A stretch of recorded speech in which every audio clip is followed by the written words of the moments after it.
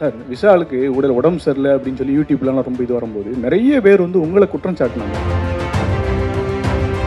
இந்த அவனிவனில் அந்த கண் இது பண்ணனால தான் இவ்வளோ பிரச்சனைக்கு காரணம்.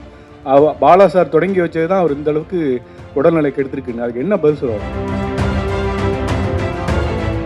பாலா சார், உங்களுடைய எல்லா படங்களையுமே கேரக்டர் பேசப்பட்டிருக்கு. பர்டிகுலர் அந்த ஹீரோக்கு வந்து ஒரு ஸ்பெஷல் பவர் மாதிரி, அதாவது ஒரு மூர்க்கத்தனத்தோடு இருக்காங்களே, அதுக்கான காரணம் என்ன? இல்லை சமூகத்தினுடைய இது மாதிரி இருக்கிற ஆட்களை நம்ம கொண்டு வரணும்?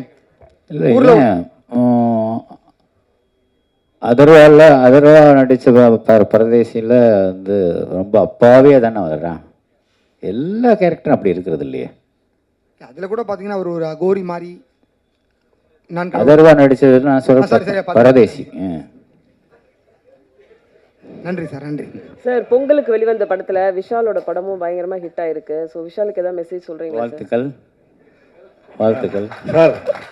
பாலா சார், உங்கள் படத்தில் கிட்டத்தட்ட நான் கடவுள் படத்துலையும் சரி, இந்த படத்துலையும் சரி, மாற்றுத்திறனாளிகளுக்கு கொஞ்சம் முக்கியத்துவம் அதிகம் கொடுத்துருக்கீங்க. அதுக்கு ஏதாவது காரணம் இருக்கா சார்? அவங்களோட உலகத்தை காமிக்கணும்ல.